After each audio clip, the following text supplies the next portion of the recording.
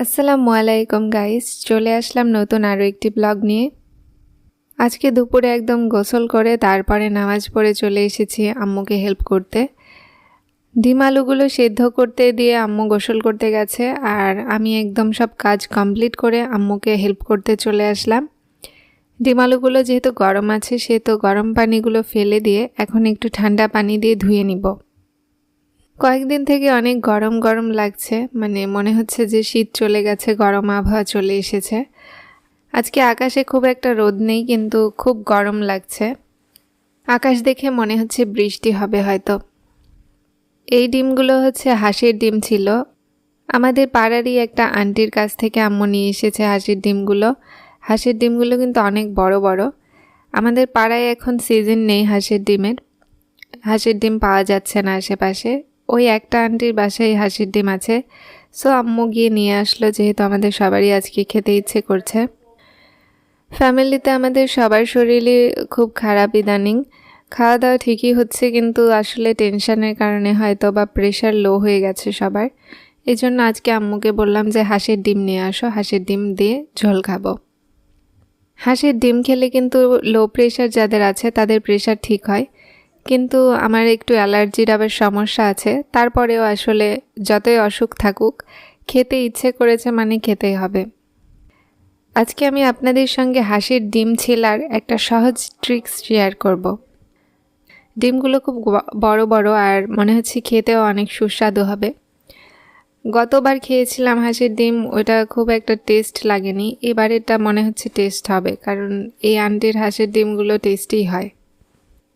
আমি ডিমগুলোকে এভাবে একটু ফাটিয়ে নিচ্ছিলাম মেঝের সাথে বাড়ি দিয়ে দিয়ে। এভাবে করে নিলে ডিমের মধ্যে যে গ্যাসগুলো থাকে এগুলো বের হয়ে যায় আর ভিতরে পানি ঢোকে। এভাবে ফাটিয়ে ফাটিয়ে আমি বরফের মধ্যে রাখবো। একটা ছোট পাতিলে আমি বরফ নিয়েছি। বরফের মধ্যে ডিমগুলো অনেকক্ষণ রাখলে ডিম যখন ছিলবো একদম সহজেই ডিম উঠে যাবে। ডিমের একটা চামড়াও উঠবে না। ডিম যেহেতু সেদ্ধর সময় গরম থাকে, সো এটাতে ঠান্ডা দিলে ডিমের খোসাগুলো খুব তাড়াতাড়ি ছেলা হয়ে যায়, বিশেষ করে হাঁসের ডিমের ক্ষেত্রে।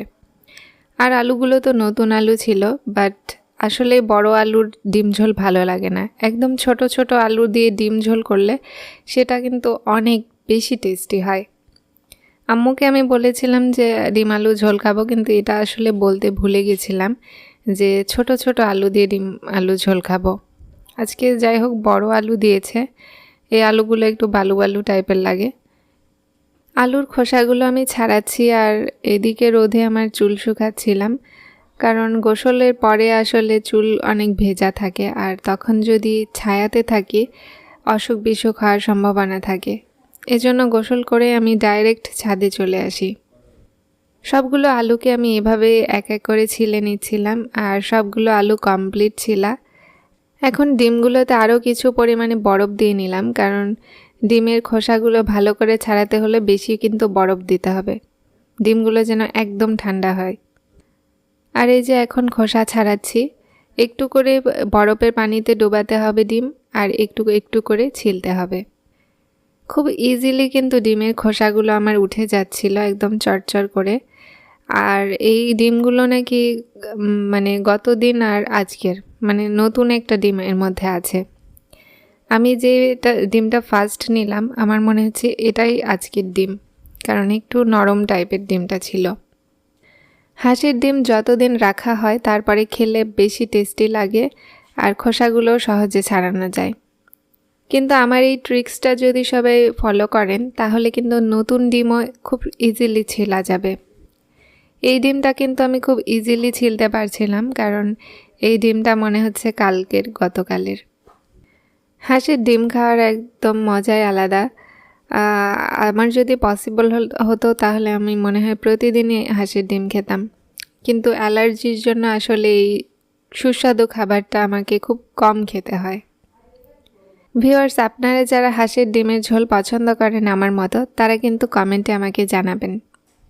কিন্তু হ্যাঁ, আমার ছোট ভাই আবার হাঁসের ডিম খায় না, শুধুমাত্র আমি, আমার আম্মু আর আমার আব্বুই খাবো। এজন্য তিনজনের তিনটা ডিম নেওয়া হয়েছে। বরফের এই আইডিয়া কিন্তু আমার একদম নিজস্ব আবিষ্কার করা। বরফ দিলে আসলেই ডিম যে এত তাড়াতাড়ি ছেলা যায় এটা অকল্পনীয় একটা বিষয়। নিজের বাড়িতে আসলে থাকার মজাটাই আলাদা। আর পড়াশোনার জন্য আবার মনে হয় বাইরে যেতে হবে, এজন্য আমার খুব একটা ভালো লাগছে না, মনটা ভীষণ খারাপ। আমাদের বাগানের পিছনের গাছগুলো কেটে ফেলা হলো। আসলে বাইরে যাব তো, আর গাছ থাকলে সবাই প্রাচীরের ওপর দিয়ে পিচ্চি পাচ্চিরা আসবে, এসে ফল টল চুরি করবে, প্রাচীর নষ্ট হবে। এজন্য আসলে গাছটা কেটে ফেলা হলো, আতা গাছ। আমাদের কিন্তু প্রচুর আতা ধরে, এবারেও ধরেছিল, কিন্তু আতাগুলো পাকতে অনেক সময় লাগবে, রোজার ঈদের পরে পাকবে। ভিউয়ার্স, এই যে আমার ডিমগুলো ছেলা সুন্দরভাবে একদম কমপ্লিট হয়ে গেছে, আপনারা দেখতেই পাচ্ছেন। একদম মোলায়েমভাবে আমি ছিলেছি, শুধুমাত্র একটা ডিম হয়তো বা আজকের ছিল নতুন, এজন্য একটু সমস্যা হয়েছে ডিমটাতে। ডিমগুলো ছিলে সিঁড়িতে রাখলাম, আর দেখলাম আম্মু একটা মাছ এনেছে, তেলাপিয়া মাছ। এই মাছটার ডিম আবার পেট ভর্তি ডিম ছিল, ছোট্ট মাছ কিন্তু পেট ভর্তি ডিম ছিল।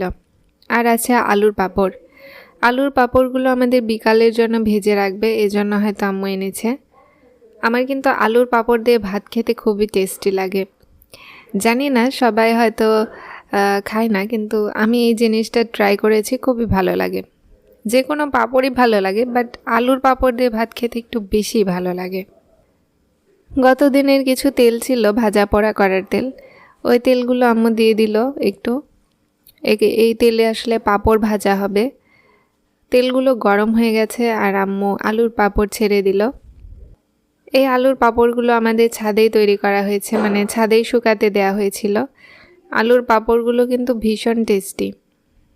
প্রতিদিনে আমাদের যখনই একটু করে ইচ্ছে হচ্ছে বিকেলে বা সন্ধ্যায় বা দুপুরে খেতে, তখন আমরা এগুলো কিন্তু ভেজে ভেজে খাচ্ছি। এবার আমাদের 15 কেজি আলুর পাঁপড় দেওয়া হয়েছে, সো অনেক পাঁপড়। এই যে এখন আম্মু ডিমের ঝোল রান্না করবে, এজন্য ডিমগুলোকে একবারে হলুদের মধ্যে ছেড়ে দিল। হাঁসের ডিমগুলো আমার আম্মু রান্না করার আগে ভালো করে ভেজে নেয়, মুরগির ডিমের ক্ষেত্রেও সেম, আগে ভেজে নেয় তারপরে ঝোল করা হয়। আমাদের ওই পাশের চুলাটা আসলে সেদিন রাত্রে হঠাৎ করে ভেঙে পড়েছিল, এজন্য আজকে এই পাশের চুলাটা ধরাতে হয়েছে। ওই চুলাটা বেশি ভালো ছিল, এটাতে একটু বেশি ভালো আঁচ হতো। এই চুলাতে খড়ি বেশি পড়ে। ডিমগুলো ওলট পালট করে আম্মু ভালো করে ভেজে নিচ্ছে। বলুন তো, কয়রাতে তেলের মধ্যে হলুদ কেন দেয়? আমার মনে হয় যে কয়রাতে তেলের মধ্যে হলুদ দিলে ডিমগুলো লেগে যাবে না, এই কারণে হয়তো বা দেয়। আমি শিওর না, আপনারা জানাবেন কমেন্টে। ডিমগুলো ভালোভাবে ভেজে নিল আম্মু, আর এখন হচ্ছে এর মধ্যে পেঁয়াজ দিতে হবে। আর এখন কয়রাটাতে একদম গরম তেল, তেলের মধ্যে থেকে ধোঁয়া বের হচ্ছে। এই তেলেই আম্মু মাছটাকেও সুন্দর করে ভেজে নেবে। আমরা একটু করে আসলে মাছ ভেজে নিই, কারণ মাছের মধ্যে একটা আষ্টে গন্ধ থাকে, না ভাজলে খেতে পারি না আসলে। এই মাছগুলো কিন্তু দুর্দান্ত পরিমাণে স্বাদ। আমি তো একদম ফ্যান হয়ে গেছি এই মাছগুলোর। আর আজকে তো ডিম আছে, জানি না যে কতটা টেস্টি হবে। আমার আসলে বলতে গিয়ে মুখে পানি চলে আসছে। মাছগুলো ভাজা শেষ, আর আম্মু মাছগুলো তুলে নিচ্ছে। একদম সুন্দরভাবে মাছগুলো ভাজা কমপ্লিট। মাছ ভাজা শেষে এখন কয়রাতে আম্মু পেঁয়াজ দিয়ে দিয়েছে ডিম আলুর তরকারির জন্য। পেঁয়াজগুলোকে একটু ভালোভাবে ভেজে নিতে হবে, কারণ ডিম আলুর তরকারিতে পেঁয়াজ একটু লাল লাল করে না ভেজে নিলে আসলে আমার মনে হয় যে মজা লাগে না। এখানে পেঁয়াজগুলো লাল লাল করে আম্মু একটু ভেজে নিচ্ছিল, আর তারপরে দিয়ে দিল জিরা, গোটা গোটা আস্ত জিরা। জিরাগুলো একটু ওলট পালট করার পরে এখন আস্তে আস্তে সব মশলাগুলো ছেড়ে দেওয়া হবে। আম্মু প্রথমে আলুগুলোকে ঢেলে দিল, আর তারপরে একটু পানি দিল, কারণ আমাদের খুব তাপ হচ্ছিল চুলায়, আগুন খুব জোরে জ্বলছে। আর একটু পানি না দিলে মশলা আসলে পুড়ে যাবে, তেতা হয়ে যাবে, এই জন্য আগেই একটু পানি দিয়ে নিল। এবার দিয়ে দিবে আদা বাটা জিরা বাটা। আদা বাটা জিরা বাটা কিন্তু আম্মু একসঙ্গেই বেটে নেয়, রসুন বাটা। আর তারপরে দিয়ে দিল স্বাদ মতো লবণ। লবণটা আসলে যতটুকু পরিমাণ লাগে ততটুকুই।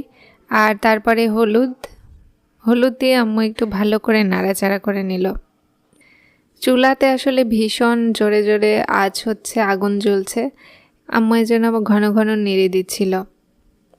এখন দিতে হবে মরিচ। মরিচটা কিন্তু পানি দেওয়ার পরে দিতে হয়, না হলে মরিচ পুড়ে গিয়ে গন্ধ বের হয়। মরিচ দেওয়ার পরে আম্মুর একটু তেল মনে হচ্ছিল কম হয়েছে, এজন্য আম্মু আর একটু তেলও দিয়ে নিল। এবার সবগুলোকে একসাথে ভালোভাবে নাড়াচাড়া করতে হবে। এই নাড়াচাড়া করার মাধ্যমে আসলে আলুগুলোকে আম্মু কষাচ্ছিল, আর কয়েকটা কাঁচা মরিচও দিয়ে দিয়েছে। খড়ি একটু বড় হয়ে গিয়েছিল, এজন্য মুখ দিয়ে যাচ্ছে না, তাই উপর দিয়ে খড়িটা দিয়ে আবার আম্মু কয়টা তুলে দিল। ভিউয়ার্স, এই সব কিছুর মাঝে আম্মু আসলে ডিম দিতে ভুলে গিয়েছিল, এর কারণে এখন ডিম দিল। আসলে আমার মনে হয় এখন ডিম দিয়েই ভালো হয়েছে, ডিমগুলো গলে যাবে না।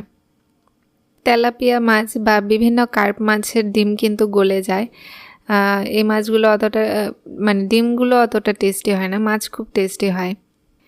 তো আম্মু একটু হালকা হাতে এগুলোকে পানি দিয়ে নেড়ে চেড়ে দিচ্ছিল। পানি দিতে হলো আরেকটু, কারণ হচ্ছে আমাদের মশলাটা পুড়ে যাচ্ছিল, এজন্য একটু পানি দিল। আরও একটু আম্মু তেল দিয়ে দিল। আম্মুর মনে হচ্ছিল যে তেল আর একটু কম হয়েছে। আসলে মাছের ডিম আর আলু দেওয়ার পরে মনে হচ্ছিল তেলটা একটু কম হয়েছে।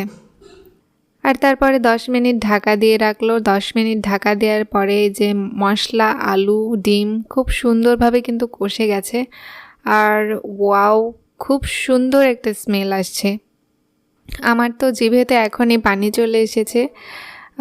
খুবই সুন্দর একটা স্মেল বেরোচ্ছে, মনে হচ্ছে যে আজকে শুধু এই তরকারি দিয়ে ভাতই খাওয়া যাবে। জানি না ফাইনাল রেজাল্ট খাওয়ার পরেই পাওয়া যাবে কেমন টেস্টি হলো। আলুগুলো কষানোর জন্য আম্মু আর একটু ঢাকা দিয়ে রাখলো তরকারিটা। কিছুক্ষণ ঢাকা দিয়ে রাখার পরে আবার তুলে দেখলো, ওয়াও, এখন তো আরও বেশি স্মেল বের হচ্ছে। আলু, ডিম, মশলাগুলো একদম মাখা মাখা হয়ে একটা অন্য রকমের সুন্দর ভাজা ভাজা গন্ধ বের হচ্ছে। আমার আম্মুর রান্না তো এমনিতেই অনেক টেস্টি, আর আমার মনে হচ্ছে যে আজকের মাছ, ডিম সবগুলোই টেস্টি হবে। আমরা কিন্তু ডিমের তরকারিতে মাছও দিচ্ছি, মাছ আর ডিম একসঙ্গে, কারণ ডিমের তো কোনো টেস্ট থাকে না। মাছ দিলে ডিমের টেস্টটা আরও দ্বিগুণ বেড়ে যায়। সুন্দর করে নাড়াচাড়া করার পরে এখন আম্মু দিয়ে দিবে ডিম এবং মাছগুলো। হাঁসের ডিমগুলো একদম গাইগ্যান্টিক সাইজের, আর আমাদের প্রতিবেশী আন্টির হাঁসের এগুলো ডিম। আমাদের পাড়ায় অনেক আন্টি আসলে ডিম বিক্রি করে, আমরা সেখান থেকেই কিনি। বাজার থেকে খুব কমই কিনি, বাজার থেকে কিনলে সেগুলো খুব একটা টেস্টি লাগে না। ভিউয়ার্স, ফাইনালি আম্মুর রান্না করা শেষ, আর আমরা খেতে বসেছি দুপুরে। আজকে দুপুরের খাবার খেতে খেতে 4টা বেজে গেছে। আমি এই যে পাঁপড় নিয়ে বসেছি, গতকালের কিছু কালাই শাক নিয়েছি, আর এই যে এখন আম্মু আমার প্লেটে তুলে দিচ্ছিল। কালাই শাক আসলে যত দিন যায় ততই ভালো লাগে রেখে রেখে খেতে। আর এই যে আমি আলুর পাঁপড় নিয়ে নিলাম, এখন নিয়েছি হাঁসের ডিম। আমার আসলে জিভেতে পানি চলে এসেছে, আগে আমি খাবো, খুবই ক্ষুধা লেগেছে। আমার ছোট ভাই আমার পাশেই বসে থেকে খাচ্ছিল। ডিম আর মাছ একসঙ্গে নিলাম, আর আম্মু এবার আমাকে মাছের ডিম দিচ্ছিল। মাছের একটা বড় সাইজের আমাকে ডিম দিল, আর এই যে এখন খাবো। প্রথমে আমি শুরু করব হচ্ছে আমার ফেভারিট শাক দিয়ে, কালাই শাক। আমি আসলে শাক লতা পাতা একটু বেশি খাই, শাক ভাজি, শাক ভর্তা এগুলো খুব ভালো লাগে। হেলদি লাইফস্টাইলের জন্য আসলে কিন্তু প্রতিদিনই খাবারের সঙ্গে শাকটা থাকা জরুরি, এটা আমার মনে হয়। কারণ শাক না খেলে আসলেই শরীর সুস্থ থাকবে না। শাকটা পাকস্থলীর জন্য খুবই ভালো। শাক খেলে কিন্তু কোলন ক্যান্সারের ঝুঁকি একদমই থাকে না। সো আমাদের উচিত শাক প্রতিদিন নিয়মিত খাওয়া। মাছের ডিমটা এতই টেস্টি কি বলবো। মাছের ডিমটা আমি একটু ট্রাই করলাম। শাক শেষ করে এখন শুরু করলাম ডিম দিয়ে ভাত খাওয়া। আমার আসলে মাছটা আগেই বেছে আমি খেয়ে নিয়েছি, আর এখন খাবো হাঁসের ডিম। মহান আল্লাহর হাজার হাজার হাজার কোটি শুকরিয়া, যতটুকুই রিজিক দিয়েছেন অনেক ভালো রিজিক দিয়েছেন, আলহামদুলিল্লাহ। আল্লাহ যেন আমাদের রিজিক বাড়িয়ে দেন এবং আমাদেরকে ভালো ভালো খাবার খাওয়ার, ভালো ভালো কাজ করার তৌফিক দান করেন। অনেকে বলতে পারেন যে আপনি এইভাবে বলছেন কেন। আমি এটা এই কারণেই বললাম যে সবার কিন্তু আল্লাহর শুকরিয়া আদায় করা উচিত। শুকরিয়া আদায় না করলে আমাদের রিজিক কিন্তু কমে যায়। সো প্রতিটা ক্ষেত্রে প্রতিটা কাজে আমাদের আল্লাহর শুকরিয়া আদায় করা উচিত।